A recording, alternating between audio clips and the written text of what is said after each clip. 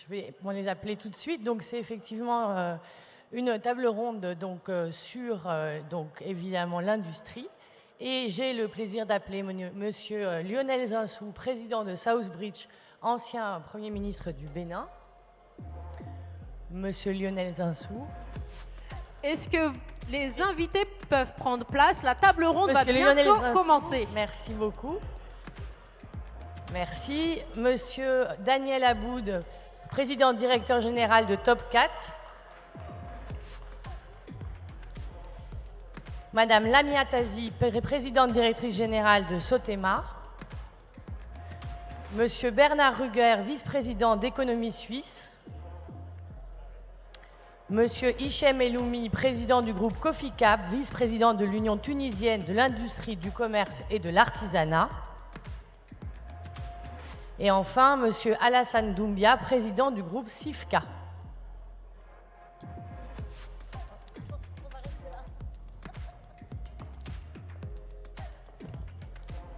Bonsoir à toutes et à tous. Donc, on le disait, précédemment, il y a eu différentes tables rondes sur la francophonie économique, on vient de parler du numérique. Qu'en est-il plus spécifiquement en matière d'industrie? Nous avons 1 heure pour en débattre tous ensemble et nous allons donc faire un débat en 3 parties. Une première partie où on va en fait dresser un bilan de l'évolution de l'industrie dans le paysage francophone, également faire un point d'actualité avec la crise du Covid, quels sont les enseignements qu'on peut en tirer. Ensuite, nous verrons comment concrètement, qu'est-ce qu'on peut attendre de la francophonie économique en matière d'industrie. Et enfin, là aussi, je voudrais qu'on termine par des propositions concrètes pour pouvoir finalement faire avancer cette francophonie économique en matière d'industrie. Et je me tourne tout de suite vers Lionel Zinsou. Lionel Zinsou, selon vous, quelle est l'évolution de l'industrie dans la zone francophone économique et quels sont les principaux finalement enseignements qu'on peut déjà tirer aujourd'hui de la crise du Covid? Alors, merci pour ces questions. Je voudrais féliciter tous les gens qui sont ici pour nous, qui nous ont attendus et qui sont très patients avec nous. Et répondre à votre question, la pandémie, je crois, accélère tout. Et notamment, je crois qu'en matière industrielle, l'Afrique, et notamment l'Afrique francophone, qui était peut-être un petit peu en arrière de la main par rapport à l'Afrique anglophone, jusqu'à il y a quelques années, je crois qu'elle accélère en termes de production industrielle, en termes de gouvernance, en termes de financement, en termes de coût des facteurs, notamment de baisse des prix de l'énergie, qui sont des facteurs fondamentaux de la compétitivité, en termes de qualification. Je parlais avec nos collègues tout à l'heure et on se disait, on est surtout compétitif dans des métiers de qualification, d'ingénieurs, de techniciens, par rapport à des pays d'Asie, par exemple, alors que la mondialisation qui change en permanence va accélérer son changement, et je crois en faisant venir des flux de demandes de produits industriels vers l'Afrique. Donc tout s'accélère, c'est vraiment, moi, ce qui m'a frappé le plus dans les 18 derniers mois. Et sur l'historique, depuis 10 ans, quelle évolution vous avez vue? Une évolution majeure? Alors, moi, je crois qu'on est une génération qui a la chance d'assister à une révolution industrielle.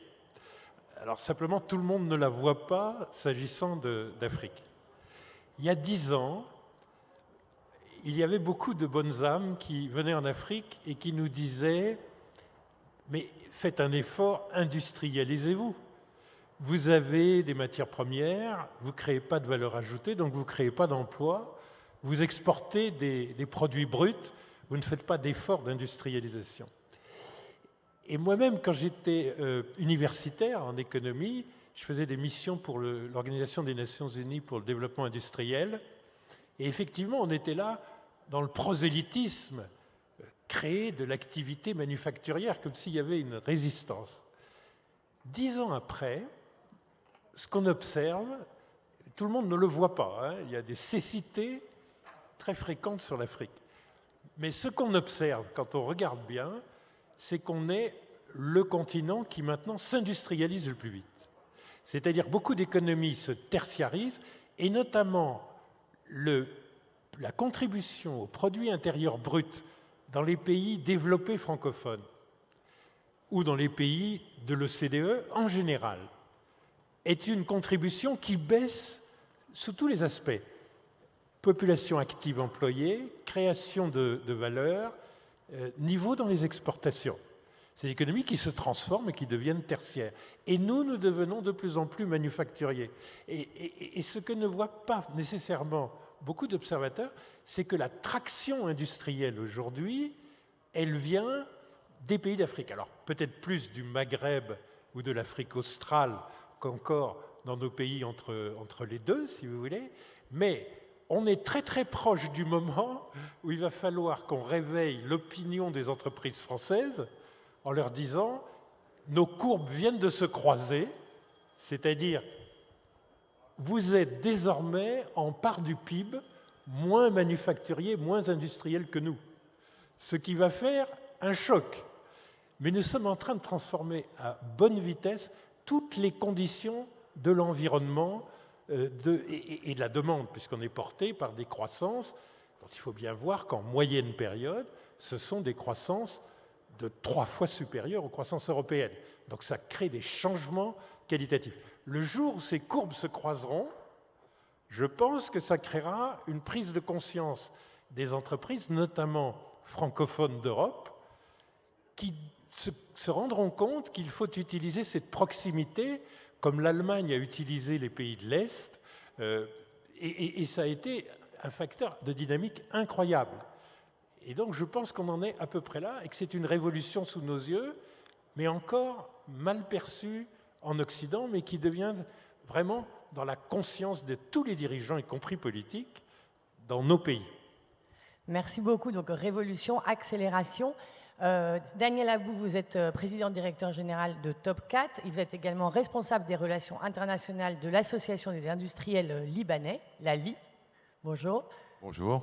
Quel est donc justement votre point de vue sur cette accélération et sur le dynamisme finalement de l'industrie, notamment à l'échelle de la francophonie? Vous parliez tout à l'heure de Covid, ça a changé. Déjà, pour commencer, le Covid a forcé les gens à regarder ailleurs, à chercher d'autres fournisseurs, à chercher d'autres endroits.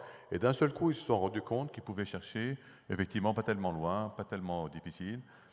Et surtout, avec l'avènement, on a parlé de révolution industrielle, avec l'avènement de la révolution qui est la révolution de la communication, c'est-à-dire ce qu'on appelle l'industrie 4, la 4e révolution industrielle, aujourd'hui, il est extrêmement aisé de fabriquer à distance, et de fabriquer ailleurs.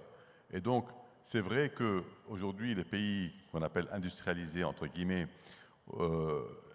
ont de moins en moins envie de faire de la fabrication, de la manufacture, et de le faire ailleurs.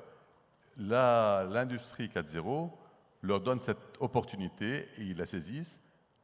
Et d'autre part, les pays moins industrialisés et qui s'industrialisent très vite, comme vous disiez, eux saisissent cette opportunité et disent, voilà, nous, on va fabriquer pour vous. Et c'est ça qui s'est passé et que la Covid a accéléré. Très bien, merci beaucoup. Donc, Lamia Tazi, vous êtes présidente directrice générale de Sotema, donc un laboratoire pharmaceutique. Donc, vous étiez vraiment au cœur de cette crise et un acteur majeur. Est-ce que vous pouvez nous faire part de votre expérience? Merci. Écoutez, avant de parler de l'industrie pharmaceutique, parce qu'effectivement, elle a été au cœur de cette pandémie, avec bien sûr tout le système de santé, le Maroc avait entamé un très beau programme d'accélération industrielle. Donc, pour répondre à votre question, l'industrie au Maroc a été impulsée et lourdement par le gouvernement.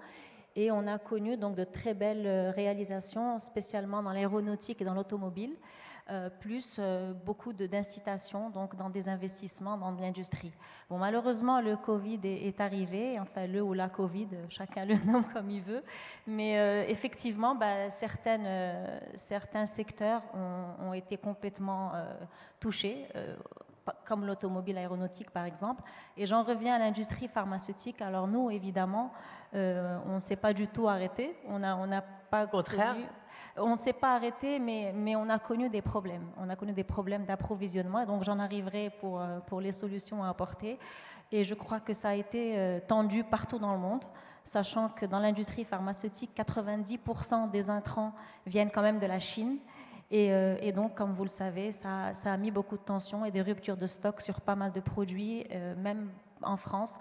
On a suivi un peu l'actualité de la France et on a vu qu'ils ont connu aussi des ruptures de stock. Alors le Maroc, heureusement, je peux parler de l'industrie pharmaceutique, n'a pas connu de rupture pour la simple raison qu'on a 50 ans d'expertise et qu'on a beaucoup investi dans l'industrie pharmaceutique. Nous avons une quarantaine de laboratoires qui fabriquent avec une cinquantaine d'années d'expertise et nous nous sommes préparés. Donc je peux dire globalement, on s'en est bien sorti d'un point de vue médicaments et d'un point de vue aussi dispositif en général. Je suis très fière de dire que le Maroc s'en est très très bien sorti. On a vite démarré de l'industrie des masques, de l'industrie des dispositifs et ça a montré quand même que le Maroc était préparé industriellement à pouvoir supporter ça. Donc ça c'est pour votre première question par rapport aux 10 années. Et donc, et pour le Covid, justement, vous me disiez, quand on a préparé cette table ronde, que ça vous avait apporté justement de nouveaux partenaires, parce que certains pays qui ne pouvaient plus travailler notamment avec la Chine se sont rapprochés de vous, et ça vous a donné de nouveaux marchés. Ah oui, concrètement, la Chine a bloqué ses envois de matières premières pendant 3 ou 4 mois et on a eu des tensions énormes, et spécialement dans certains pays d'Afrique amis. L'industrie pharmaceutique marocaine est très présente dans les pays francophones africains, donc pays amis, et donc le Maroc a été là pour servir ces pays-là en termes de médicaments, et de masques, et de tests, etc. Donc, et ça, évidemment, ça apporte la réflexion à venir, comment justement voir l'avenir post-pandémie. Et ça montre aussi que le Maroc et le Maghreb en général, on pourra en reparler après, mais en fait se trouvent par rapport à la francophonie au cœur. Ben, on est au milieu déjà, géographiquement. Vraiment au milieu. Oui. Et donc vous pouvez jouer un rôle à la fois avec l'Afrique subsaharienne et avec les autres pays francophones. Tout à fait. Très bien, merci. Merci beaucoup. Bernard Ruger, vous êtes vice-président d'Économie Suisse, vous êtes aussi un grand industriel. Donc parlons de la Suisse, on a beaucoup parlé d'Afrique. Par rapport à la Suisse, vous, quel est votre regard sur cette francophonie et sur l'évolution que vous avez pu percevoir? Alors je crois que ce plateau est très significatif en fait. Je ne sais pas s'il était voulu, mais je suis entouré par 4 représentants africains, un du Proche-Orient, mais très proche de l'Afrique, et qui représente aujourd'hui l'Europe. C'est le seul pays qui n'en fait pas partie, qui est tout petit, et qui est la Suisse. C'est la Suisse. Alors peut-être vous m'avez choisi parce que nous sommes neutres, c'est possible. Par contre, c'est vrai que, plaisanterie à part, nous sommes un pays très fortement exportateur. Hein. Nous sommes dans tous les classements au niveau aux environs de la 15e puissance mondiale, ce qui est énorme pour un pays de 8 millions. Mais ceci signifie qu'en fait, nous sommes implantés dans le monde entier, avec une industrie qui est très forte. Et là, je tiens à souligner que c'est difficile d'être prospère si on n'a pas un tissu industriel vraiment important. Alors maintenant, qu'est-ce qui a changé pendant ces 10 ans? Moi, j'ai envie de dire qu'il y a une trentaine d'années, l'Asie émergeait, la Suisse a été très présente dans les pays asiatiques, ensuite ça a été la Chine, il y a une vingtaine d'années. Ça met un certain temps, évidemment, pour industrialiser ces pays, mais aujourd'hui, en fait, très clairement, l'Afrique se réveille, j'ai envie de dire, dans la perception en fait, économique. Les industriels sont des gens extrêmement opportunistes, ils vont là où il y a des affaires à faire. Je crois que démarrer avec une feuille blanche, c'est toujours un avantage. Vous parliez tout à l'heure de l'industrie 4.0, etc. C'est quelque chose qui effectivement est très intéressant. On l'a vécu dans tous ces pays asiatiques où on a pu participer en fait à l'implantation de nouvelles industries, parce qu'on croit toujours qu'on fait que de la délocalisation pour faire du bon marché. C'est pas vrai. Vous parliez aussi tout à l'heure du secteur ingénieur, technique, etc. Je crois que c'est extrêmement important que la formation soit bonne. Aujourd'hui, avec l'attente en fait, du public sur le produit, on attendra toujours plus de qualité.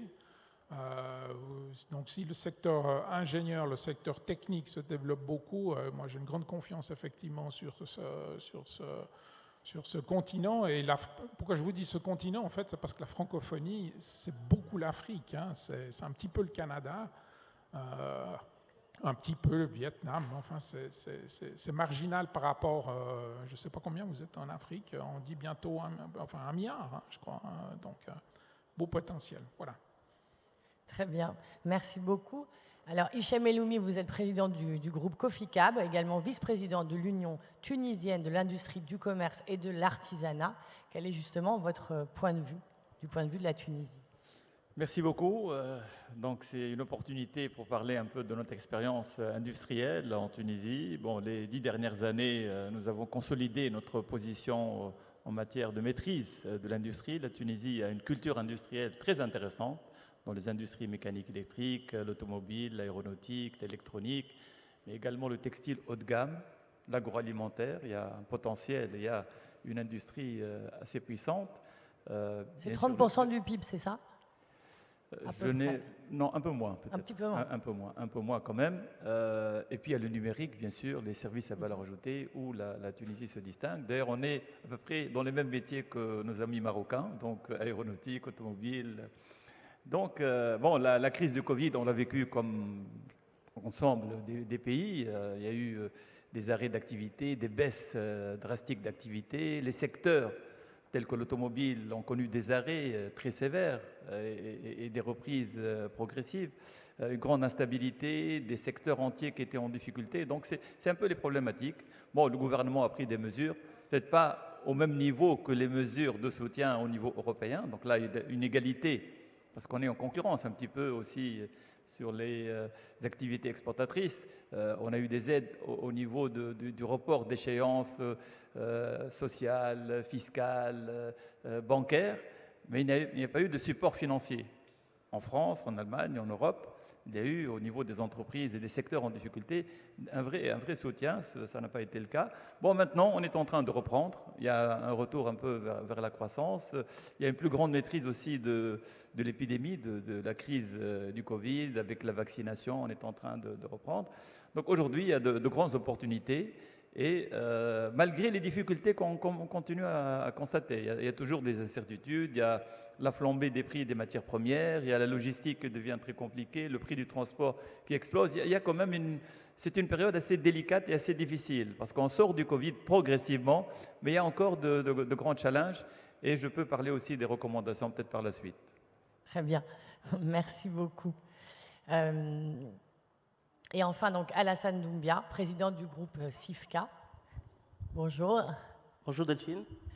Alors, quel est justement, vous, votre regard à l'échelle de la région? Alors, peut-être, je vais rebondir sur ce qu'a dit Zinsou tout à l'heure en disant qu'il y a une vraie transformation de l'industrie africaine.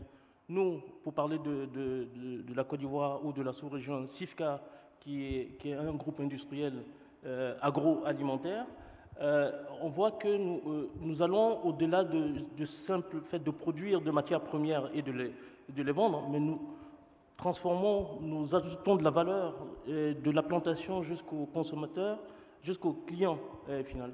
Donc aujourd'hui, pour répondre à votre question par rapport à ce qui s'est passé pendant cette période de pandémie, c'est vrai, comme dans tous les pays, dans toutes les zones où nous sommes, il y a eu un moment d'arrêt des activités, on a tous eu peur. Mais il se trouve que nous sommes dans une activité qui heureusement, ou malheureusement pour certains de mes collègues, où les prix en montant a permis à nos activités de pouvoir, je veux dire, se développer davantage. Et pour nous, pendant la période de cette pandémie, on n'a pas eu de vrais problèmes, je dirais, en termes de vente, si ce n'est au début de la crise. Oui, vous me disiez que l'année finalement avait été excellente. L'année, absolument, a été bien meilleure que les autres années. Et on espère que les années à venir seront encore bien. On voit que ce n'est pas le cas pour tout le monde. Mais ce que je trouvais intéressant avec cette première question, c'était de montrer la variété, en fait, d'abord des situations, mais de montrer aussi quelle est cette évolution de fond qui est en train de se passer avec une industrialisation de l'Afrique, ce qui me semble quand même un fait majeur, et une accélération avec le Covid, et une forme aussi d'autonomisation et de renversement un peu des rôles, d'une certaine manière. Voilà, c'était le but de cette première question. La deuxième question, c'est de rentrer vraiment dans cette notion de francophonie économique et de se poser la question, c'est quels sont aujourd'hui les freins, et deux, en quoi c'est vraiment une opportunité. Parce que quand on parle de francophonie, on parle beaucoup d'industrie, mais surtout d'industrie culturelle. On parle peu d'industrie, même quand vous tapez dans Google, vous mettez francophonie industrie, il n'y a pas grand-chose qui sort. Ça sort industrie culturelle. Donc comment est-ce qu'on fait et qu'est-ce qu'on attend d'une francophonie économique en matière donc d'industrie et quels sont aujourd'hui les freins selon vous? Lionel Zinsou. Alors moi, ça fait longtemps que je crois que c'est très important d'utiliser l'avantage comparatif de parler la même langue. Et ce qui me frappe quand je vais au Brésil, c'est de voir l'attention qu'il porte à l'Angola, au Mozambique, à la Guinée-Bissau, à São Tomé, au Cap-Vert.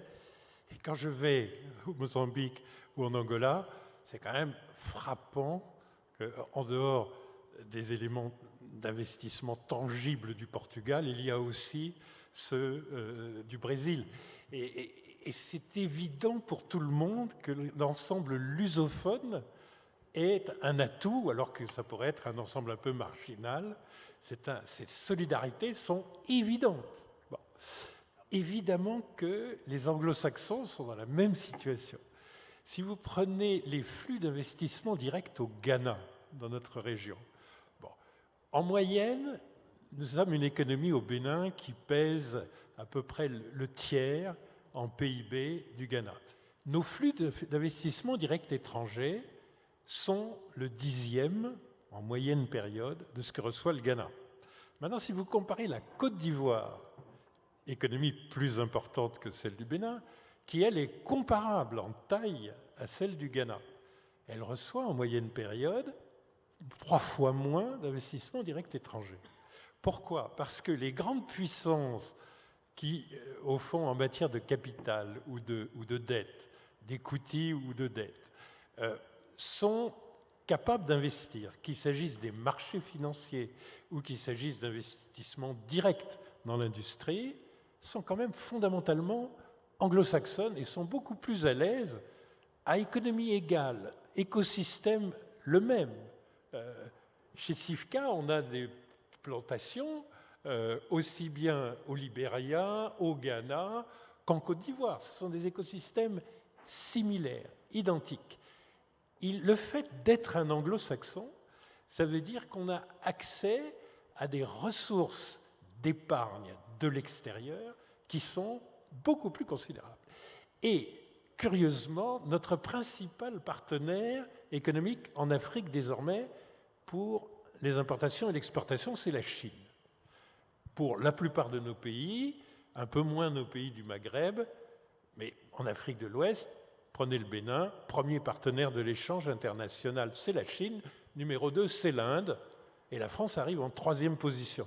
Ce qu'a dit avec beaucoup d'éloquence le Premier ministre de la Côte d'Ivoire, en disant quand un pays quadruple ses importations et que vous ne faites que doubler les vôtres, vous êtes en train de perdre la moitié de votre part de marché. Bon. Et c'est ce qui est arrivé, ce qui est une mort très douce. C'est-à-dire que, faire attention que, en dehors de la Suisse, qui a une vraie dynamique d'exportation, il ne faudrait pas que les pays industrialisés de la francophonie soient dans cette mort lente et agréable de ne jamais régresser en valeur absolue. C'est vrai, on progresse tous les ans dans la relation avec l'Afrique. Il se trouve que l'Afrique progresse 3-4 fois plus vite que ce que pensent les entreprises françaises. Donc, vous voyez, et chez les anglo-saxons, il me semble que c'est un peu différent. Nous avons peu d'accès dans les pays francophones à des flux directs d'investissements étrangers. C'est sans comparaison. Et la Chine s'est rangée parmi les anglo-saxons. Quand vous négociez avec la Chine n'importe quel type de contrat, vous verrez que vous le ferez avec des avocats, des cabinets d'avocats américain ou londonien, que vous le ferez en common law, que vous le ferez en droit des affaires à l'américaine. En réalité, l'administration des flux financiers, la négociation des investissements, la négociation de la dette, la renégociation de la dette chinoise passe entièrement par des processus anglo-saxons. Donc il faut ajouter aux anglo-saxons un certain nombre de non-anglo-saxons, pays du Golfe, pays du subcontinent indien, Chine, mais qui se comportent complètement dans des mœurs américaines ou anglaises. On n'a pas tout à fait ça. Et pour l'industrie, le capital, c'est quand même très important. Bon, il faut de l'écoute, il faut des fonds propres. Bon. Il se trouve que les plus grands gestionnaires d'actifs au monde sont nombreux dans les pays francophones développés. En Suisse, si on sort de l'Union européenne, l'UBS et le Crédit Suisse et les grandes compagnies d'assurance sont des gestionnaires d'actifs considérables, dans le top 5 mondial. Amundi, très bien représenté sur l'hippodrome, est dans l'Union, dans l'eurozone, le plus grand gestionnaire d'actifs. Et traditionnellement, ils investissent extrêmement peu en Afrique et pratiquement pas en Afrique francophone. Et ce sont des très grands acteurs. On ne peut pas se réfugier derrière le prétexte « les grands gestionnaires sont anglo-saxons ». Non. Mais comment on explique cela? Écoutez, et c'est tout l'intérêt d'être là, à Longchamp, avec quelques supporters de la francophonie qui restent jusqu'à 19h30, c'est qu'il faut faire... Voilà, il faut applaudir le public. Il y a encore un plaidoyer à faire qui est considérable. Considérable. Il faut, et je trouve que ça change assez vite, pour être sincère, et d'ailleurs, les autorités de l'État changent aussi assez vite. Quand vous regardez l'action du président Macron ou autre, elle est assez nouvelle, assez différente en ce qui concerne la francophonie et l'Afrique en général. Mais on a encore un besoin de connaissance et de compréhension. Moi, j'ai longtemps vécu dans l'industrie. Bon, aujourd'hui, je fais plutôt de la finance, puisque j'ai créé une société de conseil financier, une banque. Mais j'ai été 11 ans chez Danone et ça fait 8 ans que je suis administrateur maintenant de Danone. Mais je vous assure que réfléchir à un investissement en Europe de l'Est est infiniment plus naturel que quelque chose d'encore plus proche au Maghreb. Réfléchir à l'Asie lointaine, c'est une évidence. D'ailleurs, si vous annoncez que vous avez fait un investissement en Chine, une acquisition en Chine, vous aurez une augmentation de votre cours de bourse instantanée. Si vous dites « bonne nouvelle, j'ai investi la même somme au Kenya », vous allez avoir le lendemain une baisse de votre cours de bourse. C'est-à-dire il y a toutes les anticipations, toute la connaissance, la compréhension de ce qui se passe vraiment en termes de croissance différentielle, en termes d'opportunités, en termes de dynamique de la demande. On a encore un boulot de plaidoyer considérable à faire. On a simplement du côté africain beaucoup plus d'atouts et beaucoup d'entreprises qui sont là donnent des exemples extrêmement parlants, si vous voulez.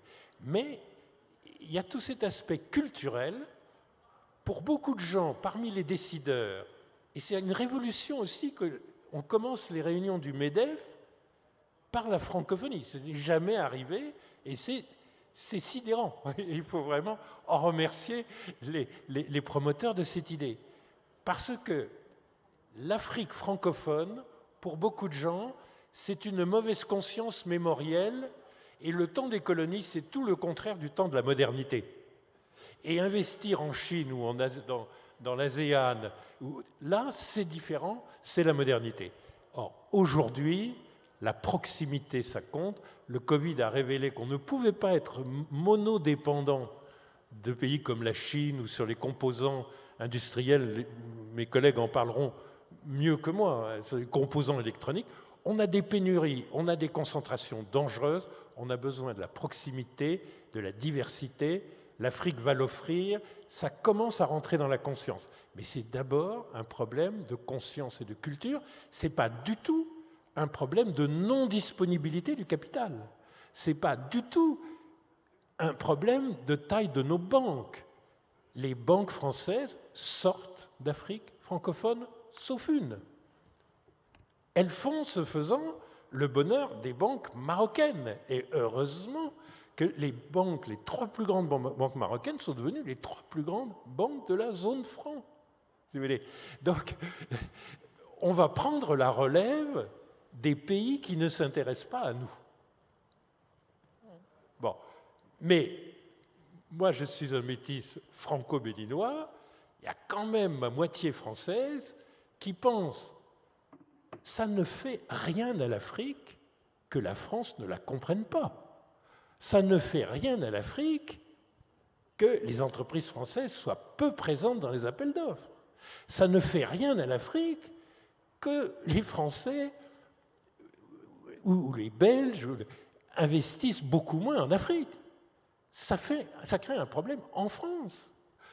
Et c'est ça le plaidoyer qu'il faut faire, c'est moi, je serai vous, je me réveillerai sur les opportunités et je lirai ce qui vient de se passer depuis 1 an et demi comme un révélateur.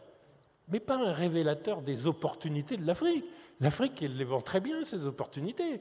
Mais il ne faudra pas se réveiller demain en pensant, mais que font les Chinois? Qu'est-ce que les Chinois? Qu'est-ce que les Indiens? Qu'est-ce que les Turcs? Et qu'est-ce que les Brésiliens ont vu que nous n'avons pas vu? Attendez, c'est juste évident ce qu'ils ont vu et que vous ne voyez toujours pas. Donc, ça change, mais il faudrait que ça change un peu plus vite, pas dans l'intérêt de l'Afrique, mais dans l'intérêt des pays riches de la francophonie. Merci. Il faut aider les riches. Merci beaucoup. Non, mais tout à l'heure, quand je parlais des industries culturelles, c'était pas vraiment une blague. C'était en fait, nous, peut-être jusqu'à présent, la vision qu'on avait, c'était que la francophonie, c'était une zone pour une culture et des produits culturels qu'on pouvait partager. Et c'était tout. Et en revanche, pas cette prise de conscience telle que vous la décrivez. Et je pense que c'est bien qu'on ait l'occasion d'en parler aujourd'hui. Et du coup, Daniel Abou, quel est votre point de vue, vous, sur en quoi la francophonie économique peut être vraiment une opportunité? C'est vrai que la dimension linguistique est un avantage. Mais il n'y a pas que ça, et loin de là. Il y a, comme vous dites, la dimension culturelle. Et culturelle, quand je dis culturelle, je veux dire culturelle, la culture commerciale. La culture commerciale francophone qui est finalement assez différente de la culture commerciale anglo-saxonne ou asiatique. Aujourd'hui, un industriel anglo-saxon qui va vouloir vendre un produit en Afrique ou au Moyen-Orient va vouloir imposer sa norme, son système et son modèle. Ce n'est pas dans la culture francophone commerciale qui, elle, va plus avoir tendance à adapter le produit au marché et proposer un produit qui ressemble à son utilisateur. Bon, l'asiatique, lui, va imposer la culture anglo-saxonne. Alors là, c'est encore autre chose. Mais on voit ça dans quantité de produits, que ce soit dans l'alimentaire, que ce soit dans l'automobile même. Même les automobiles qui sont destinés à des marchés sont adaptées au marché. Et quand on dit adaptées, ça ne veut pas dire qu'elles sont à des normes inférieures, parce que souvent on a l'impression que oui, on vend dans les pays africains des voitures qui sont inférieures. Non, elles ne sont pas inférieures, elles sont adaptées, elles sont différentes et elles sont faites pour ces marchés-là. Moi je sais, je suis dans un produit qui est le poids lourd, et le poids lourd on l'adapte, mais ça ne veut pas dire qu'il est moins bon, et il est parfois meilleur. Donc cette mentalité de vouloir se rapprocher du marché, au lieu d'imposer nos normes, c'est une mentalité plus typiquement francophone qu'anglophone ou qu'anglo-saxonne. Et ça, je trouve que c'est un avantage certain. Très bien, c'est intéressant. Ça nous donne déjà deux points de vue, notamment avec la culture commerciale. Lamia Tazi, quel est votre point de vue à vous? Je vais juste rebondir, Monsieur le Ministre. Il n'y a pas que les banques marocaines qui partent en Afrique francophone. J'en parle en pays ami. Il y a minimum 4 laboratoires aujourd'hui maghrébins qui sont en train de monter des usines. Donc nous-mêmes, Sotema, nous sommes au Sénégal depuis une dizaine d'années aujourd'hui et nous faisons du transfert de technologie. Et on va y arriver au transfert technologie parce que je l'ai entendu dans le panel précédent, ça fait partie des mesures qu'il faut absolument mettre en place. Ce transfert de technologie, le Maroc ainsi que la Tunisie, je sais, on a bénéficié en termes de médicaments et le Maroc s'est placé pour pouvoir le faire pour les pays africains. Donc il y a pas moins de 4 laboratoires qui sont aujourd'hui en Afrique francophone. Et nous, par contre, le laboratoire pharmaceutique français historique, sans citer des noms, malheureusement, a fermé toutes ces installations dans ces pays-là. Et ça rejoint un peu ce que Monsieur le ministre a dit. Mais nous, on prend la place avec plaisir. Hein. On n'a pas de problème. Mais c'est un peu dommage parce que, quelque part, cette francophonie... il faut la faire vivre, comme vous avez dit. Alors, par rapport à mon domaine, à mon secteur, je crois que la pandémie, aujourd'hui, il faut la saisir en opportunité. Et la plus grande opportunité, c'est cette sécurité sanitaire qu'il faut absolument avoir dans tous les pays du monde. Et je crois que chaque gouvernement en a vraiment pris conscience. Et cette autonomie passe absolument par la relocalisation. Et la relocalisation à partir de pays asiatiques vers chez nous. Et donc, vous avez parlé d'espace francophone. Donc, l'espace francophone, pour moi, c'est d'abord un marché. C'est le moyen de pouvoir avoir un marché intéressant qui va pousser à investir dans le monde de la chimie. C'est un monde capitalistique, polluant, donc on va pas rentrer là-dedans, mais c'est l'apanage aujourd'hui des Chinois. Hein. Aujourd'hui, tous les sites industriels chimiques ont complètement fermé en Europe.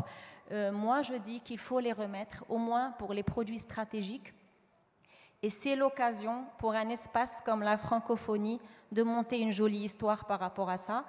Dans le médicament, il y a de l'expertise. Il y a de l'expertise dans le Maghreb. Il y a la volonté de la donner aussi dans les pays d'Afrique francophone. Et comme l'a dit Monsieur le ministre, les moyens sont là, il faut juste la volonté. Donc cette relocalisation, il faut la penser intelligente. Et si pour une fois on veut parler de la francophonie, je crois que c'est l'occasion à ne pas rater. Voilà. Très bien, merci beaucoup. Merci. Et juste après le troisième tour que nous ferons, là, on essaiera de rentrer dans les solutions et vraiment de proposer des choses vraiment concrètes. Bernard Ruger, votre point de vue. Oui, j'aimerais revenir peut-être sur le secteur, comme le Premier ministre parlait tout à l'heure, de la problématique des investissements, des banques d'investissement. En fait, moi, ce que j'ai constaté autour de mes 40 ans d'industriel, c'est sincèrement une culture du risque qu'ont les banques anglo-saxonnes, que n'ont pas du tout, en fait, nos banques à nous. Vous parliez tout à l'heure de la Suisse, qui est un des 5 plus grands acteurs financiers sur la gestion d'actifs. C'est tout à fait juste. Mais nos banquiers suisses ne prennent pas de risques pour aller où que ce soit d'ailleurs, hein, en termes d'investissement. Et en ça, j'ai lu un rapport qui était très intéressant d'ailleurs sur la gestion du Covid. C'était très intéressant de voir que, vous prenez l'exemple de l'Angleterre, le gouvernement a été beaucoup plus téméraire que nous l'avons été, nous, francophones, en disant, vous vous faites vacciner, je ne m'en rappelle plus, c'est toutes les 12 ou 16 semaines, etc., on va faire la masse, etc. Ils ont réellement pris des risques que nous, on n'a pas pris. Et je crois que dans le monde, dans le secteur de l'investissement, on a un problème au niveau appui à l'industrie. Donc ça, c'est un petit peu mon point de vue. Mais maintenant, je vous l'ai dit d'ailleurs tout à l'heure dans la première question, l'industrie est extrêmement opportuniste. Dès le moment où on va comprendre en fait qu'il y a des affaires à faire sur d'autres territoires, on va y aller. Puis après, il ne faut pas oublier, et ça pour moi, cette initiative de la francophonie est vraiment très intéressante. Pourquoi est-ce qu'on va vers la Chine ou pourquoi est-ce qu'on va vers les États-Unis? C'est parce que c'est des immenses marchés qui ont en fait toujours une culture. Le Chinois parle chinois, il a une culture asiatique, chinoise. Ils sont d'ailleurs partout dans le sud-est asiatique. Les États-Unis, le monde anglo-saxon, c'est la même chose. Et la francophonie, c'est une opportunité qu'il va falloir mettre en place, hein, parce que le commerce, il est devenu complètement mondial, et puis il va y avoir, pour l'instant, j'ai envie de dire presque 2 pôles, hein, il n'y en a pas 3. Hein. L'Union européenne, on voit bien que c'est une Union européenne plus politique qu'économique aujourd'hui, hein, faut quand même le constater. Donc en fait, je crois que cette initiative, effectivement, d'apprendre à se connaître, parce que c'est le gros problème, on ne se connaît pas. Est-ce que vous saviez que la Suisse était le deuxième plus grand investisseur au monde en France? Il y a les États-Unis, ensuite il y a la Suisse, et après l'Angleterre et l'Allemagne. Mais les Suisses ne le savent pas, les Français ne le savent pas. On ne communique pas entre nous. Donc, encore une fois, bravo pour cette initiative. Je crois que c'est vraiment dans cette direction qu'on doit aller pour comprendre quels sont les partenaires. Parce qu'après, évidemment, c'est beaucoup plus facile de faire un contrat en comprenant ce qu'il y a dans le contrat. Merci beaucoup. Hichem Eloumi. Merci. Monsieur Ruger est très modeste quand il disait la Suisse est un petit pays, mais c'est une puissance mondiale extraordinaire, hein, avec un potentiel et une efficacité, une rigueur qui pour nous est un modèle, hein, pour les pays du Sud. Donc moi ce que je dirais, c'est que l'espace francophone offre un potentiel énorme et ce potentiel n'est pas utilisé à bon escient. Quand je prends le cas de la Tunisie, bon, on est beaucoup plus orienté vers l'exportation à destination de l'Union européenne. Donc 75% de nos échanges, c'est avec l'Union européenne. Le Maghreb, qui est un espace économique naturel pour nous, mais l'Afrique francophone, on n'y est pas réellement. Le volume des exportations tunisiennes, c'est autour de 300 millions d'euros. Ça n'a rien à voir avec les 10 milliards d'euros avec l'Union européenne, par exemple. Donc il y a un très grand potentiel, il y a un grand travail. Au niveau des échanges commerciaux, les accords bilatéraux, nous avons signé l'accord avec la COMESA. C'est l'Afrique anglophone, l'Afrique de l'Est. Et là, on est en exonération de droits de douane. Par contre, avec les pays francophones d'Afrique, on paie plein pot. Donc il y a quelque chose qui n'est pas logique. On a une grande facilité d'échange linguistique, et on l'a dit ce matin, qu'on pouvait, avec l'avantage d'échanger dans la même langue, on pouvait avoir plus 65% comparé à des pays où on ne partage pas la même langue. Là, il y a quelque chose d'illogique. Il y a la logistique, il y a la connectivité. Je prends le cas de la Tunisie, bien sûr. La logistique est très mauvaise avec les pays. Pour aller au Cameroun, il faut un mois, par exemple. Les Marocains sont efficaces, un peu plus efficaces que nous. Donc, il y a beaucoup de choses à faire. Une stratégie donc, de conquête d'espace, d'échange, d'égal à égal, hein, c'est clair. Avec les pays francophones du Nord, on parle de colocalisation, de coproduction, relocalisation par rapport à la région asiatique. Il y a un potentiel énorme qui n'est pas exploité et ce sont des pistes de croissance et je crois que notre rencontre d'aujourd'hui va nous permettre d'avoir une prise de conscience que ce potentiel, vraiment, il faut le saisir et il faut y aller. Par rapport à ce qu'a dit M. Sinzou, quand il parlait de le recul de l'industrie européenne et de l'avancée de l'industrie en Afrique, je crois qu'on pourrait accélérer. On peut parler d'un programme d'accélération industrielle, comme le disent nos amis marocains, au niveau de l'Afrique. Il y a beaucoup de choses à faire, il y a un grand potentiel, il y a un avantage de coût qui est important, on a les matières premières, on a une main-d'œuvre qualifiée, pas uniquement au niveau opérateur, mais également au niveau ingénieur, cadre supérieur. On a un très grand potentiel, on a les services à valeur ajoutée, le virtuel, le travail à distance permet d'offrir des services à l'Europe à moindre coût. Et donc, il y a vraiment un très, très grand potentiel à saisir et on pourrait avancer et profiter de cet avantage d'être dans un espace francophone. Merci. Merci beaucoup. Alassane Doumbia. Alors, Delphine, je dirais que mes collègues ont quasiment tout dit. Parler après le Premier ministre, c'est déjà compliqué, mais derrière tous ces talents, c'est là encore plus. Sans blaguer, et quelque part, la francophonie pour moi, c'est un espace, c'est une chance qu'on a finalement, qui n'est pas exploitée à son bon escient. C'est une chance parce qu'on partage la même culture, on partage la même approche humaniste des choses, et malheureusement, on ne s'est arrêté qu'à ça. Et le côté industriel des choses ne va pas plus loin, ne va pas au-delà de la langue que nous partageons. Ce que je voulais dire, pour pouvoir rebondir sur ce que disait M. Eloumi, quelque part, la francophonie, ça pourrait être économique. Hein. Pour nous, ça pourrait être un espace commercial, mais un espace commercial où, avant d'atteindre ce niveau-là, avant d'atteindre un espace commercial commun à nous tous, il faudrait des préalables. Et ces préalables-là, je pense que, hélas, même si nos industries sont en avance, même si nos industries avancent plus rapidement que nous le voient les uns et les autres, on reste quand même, on a quelques désavantages compétitifs qui nous obligent à protéger nos industries, et ce qui est nécessaire. C'est pour ça probablement qu'il y a cette problématique de droit de douane qui existe à un moment donné, et que beaucoup de pays ouest-africains, je sais que c'est bien placé pour avoir défendu cette problématique-là, qui est de dire il faut qu'on crée des champions nationaux. On en a parlé ce matin, non, cet après-midi énormément, et ces champions nationaux, il faut les doter, les organiser de telle sorte à ce qu'ils puissent être prêts à affronter ce monde francophone.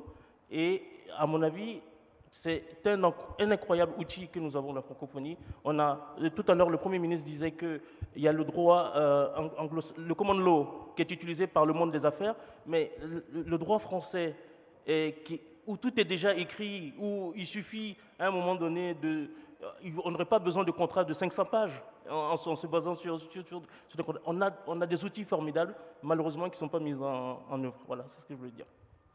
Merci beaucoup.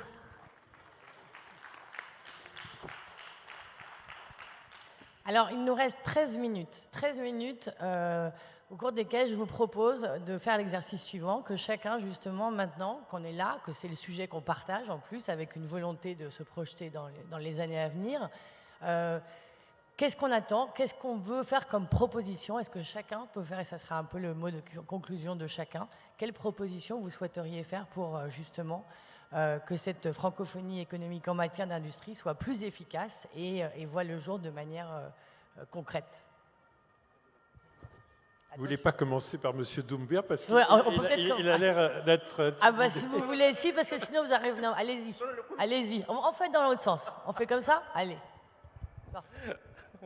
Merci beaucoup, Monsieur le Premier ministre. Donc, concrètement, à mon avis, il faudrait de l'audace. Je pense au niveau de la francophonie. De l'audace, c'est-à-dire qu'il faudrait changer notre paradigme. Il faudrait changer, recéter nos logiciels. Et puis, effectivement, l'espace francophone est doté d'outils qui nous permettraient d'être au-delà, de performer aussi bien que tout à l'heure, tout le monde, on se comparait au Commonwealth. Et on a des outils pour ça, mais il nous faut de l'audace. Il nous faut, tout à l'heure, un de mes collègues disait que les banquiers ou les financiers anglo-saxons ont plus d'appétit pour le risque, et beaucoup plus que certains des opérateurs ou des acteurs français.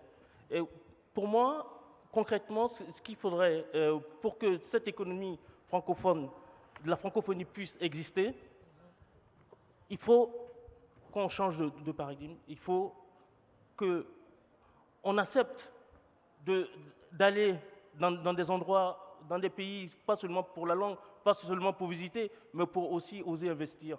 Parce que chez nous, en Afrique, en Côte d'Ivoire, au Bénin, au Ghana, non pas au Ghana, mais si au Ghana on y est aussi, mais au Bénin, mais au Togo, etc., on a de l'espace, on a de la place, on a des gens capables, on a des industries qui sont en train d'être transformées, et on a de plus en plus de gens qui évoluent dans le bon sens. Et il faut qu'on ait de l'audace. C'est ce que je dirais, la francophonie. Merci.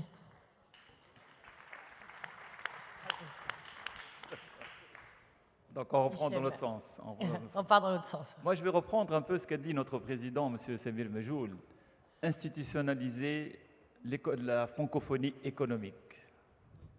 Parce que jusque-là, ce n'était pas affirmé de manière claire et nette. Et la rencontre d'aujourd'hui nous a permis de bien avancer et le forum de Djerba va nous permettre d'aller encore plus loin et nous allons faire des propositions concrètes aux chefs d'État.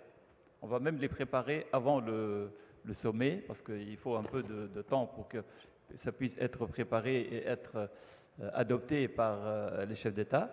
Donc ça, c'est important, institutionnaliser la francophonie économique.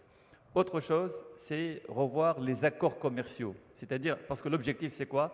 C'est d'avoir des échanges commerciaux plus importants et des investissements croisés dans la région, dans l'espace francophone. Donc, revoir les accords commerciaux de manière à avoir une zone de libre-échange francophone. Enfin, c'est peut-être un rêve, mais avoir pas d'obstacles tarifaires, pas d'obstacles non tarifaires, donc faciliter les échanges et éliminer les droits de douane. Et le point de vue de la connectivité et de la logistique. Parce qu'effectivement, certains pays n'ont pas la facilité logistique qu'on pourrait avoir avec d'autres pays. Je parlais du Maghreb pour la Tunisie, même de l'Europe, hein, où on a une très grande proximité. Il faut trouver des solutions logistiques pour permettre un plus grand niveau d'échanges commerciaux et d'investissement des deux côtés. Voilà. Merci beaucoup. Bernard Ruga. Oui, j'enchaîne avec une proposition extrêmement concrète au MEDEF. En fait, j'ai la chance d'être dans des conseils d'administration de certaine importance. Et il y en a un particulièrement qui me séduit beaucoup. C'est le plus grand distributeur de Suisse. Nous n'avons notre conseil d'administration qu'une fois par année au siège. Et autrement, c'est à chaque fois délocalisé dans nos filiales. Et moi, je crois que dans cette perspective, encore une fois, hein, je trouve très séduisant en fait cette réunion économique, c'est qu'elle ait lieu chaque année ailleurs. Et ça sera la meilleure manière de convaincre en fait les participants que oui, c'est super, il faut absolument. Forum de Davos, c'est qu'à Davos. Il faut faire un forum, mais le WEF, un WEF économique 5 fois par année, avec le plus grand WEF économique qui a lieu alternativement à Dalian et à Tianjin. Mais c'est prévu que ça tourne. Voilà. Et c'est prévu. Oui. C'est important. Mais moi, je parlais de l'économique. Faites un tournus et faites-le voyager. Et pas en premier en Suisse. Faites-le d'abord en Afrique. Merci beaucoup, Lamia Tazi. Bah écoutez, moi je suis une scientifique, donc on passe toujours de la théorie à la pratique. Ouais. Donc si je pense à quelque chose, je crois qu'il faut passer aux travaux pratiques. Et concrètement, il y a plein de domaines industriels. L'industrie, c'est très vaste, mais il y a des domaines où c'est beaucoup plus facile que d'autres. Moi, je connais le mien, donc je peux parler du secteur de médicaments.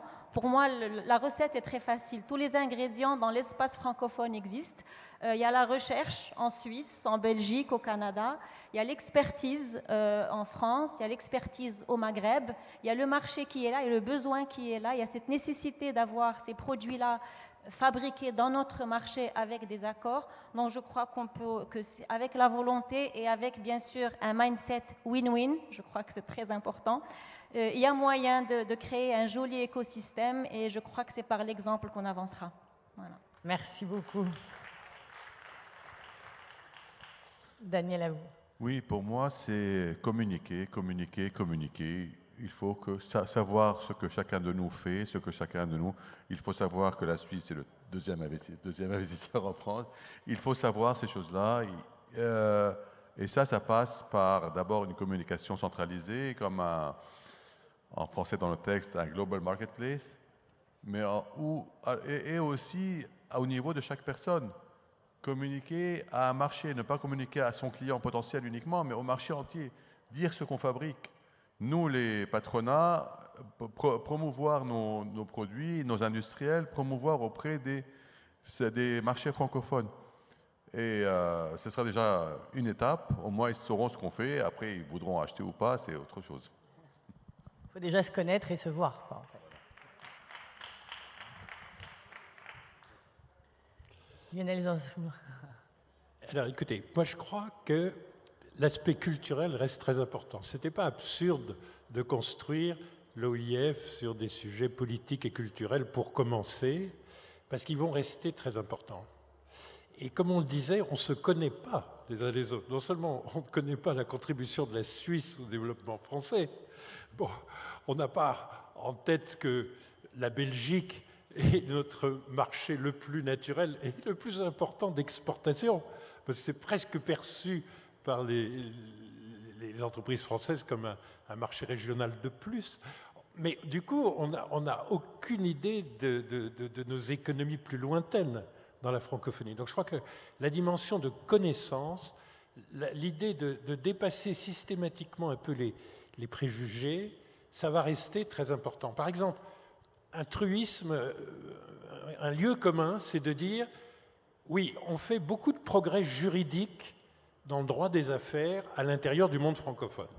L'OHADA, tout ça, c'est de plus en plus des normes qui fonctionnent. Mais on ne fait aucun progrès judiciaire.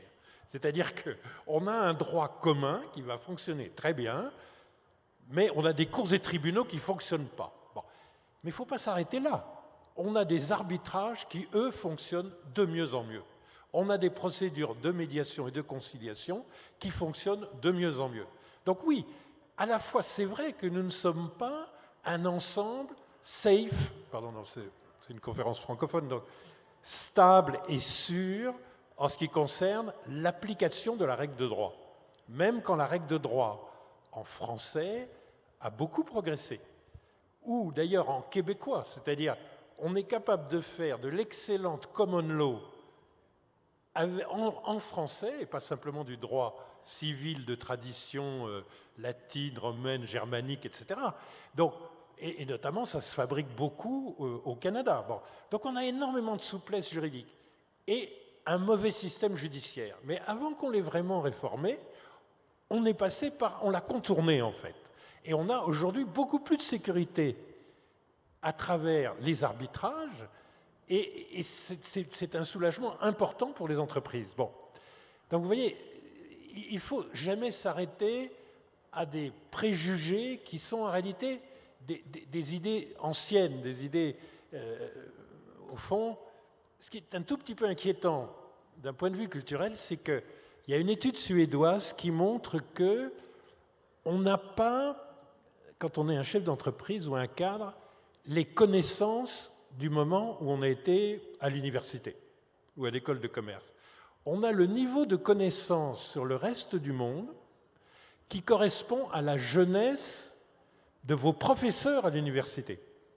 C'est-à-dire que si on ne fait pas un effort très important et de plaidoyer et d'interconnaissance et de réunions communes pour bien mesurer les progrès au jour le jour qui sont très très rapides, on ne vit pas. Vous voyez, moi je suis un sexagénaire, je ne vis pas sur ma connaissance du monde de quand j'avais 20 ans. Je vis sur la connaissance du monde qu'avaient mes professeurs quand ils avaient 20 ans. Ce qui, du coup, fait que, si vous voulez, pour apprécier les pays qui vont très vite, on a quand même un petit problème. Moi, on m'a chargé chez Danone, à un moment donné, quand j'étais directeur du développement, de créer la branche Asie-Pacifique. C'était compliqué, petit et non rentable. Aujourd'hui, c'est la partie la plus rentable, et c'est le tout premier marché du groupe Danone. J'ai eu une chance formidable, quand j'étais directeur du développement, il y a eu l'effondrement du mur de Berlin. On a décidé qu'on serait premier dans toutes les économies qui étaient en train de basculer, mais on s'est dit, bon, la Pologne, plus la Hongrie, plus la République tchèque, plus la Slovaquie, tout ça va bientôt peser autant que la Belgique. Bon, alors, il faut être clair, aujourd'hui, ça pèse 2 fois la France, du groupe Danone. Donc, si vous voulez, il ne faut pas se tromper dans les anticipations simplement parce que, instantanément, on commence de se faire une idée assez claire de ce qu'était l'Afrique en 1960. Il y a vraiment un travail culturel vraiment très important. Alors, c'est communiquer, apprendre l'autre, etc. Parce que, spontanément, ce n'est pas comme ça que ça va se faire. Deuxièmement, la finance, c'est quand même assez important. L'industrie, ça a une particularité pour un économiste, c'est que ça consomme en valeur absolue pas mal de capital. C'est vrai, si on fait des usines state of the art, c'est-à-dire si on va vous voir en Tunisie, parce que la Tunisie est state of the art, si on va vous voir au Maroc, etc., si on va chez M. Doumbia, c'est des investissements en fonds propres très significatifs. Simplement, comme la valeur ajoutée rend les produits finis qui sortent beaucoup, beaucoup plus valorisés que l'amont agricole ou l'amont minier, si vous voulez, le coefficient de capital nécessaire à l'industrie manufacturière est beaucoup plus bas que dans nos secteurs actuels.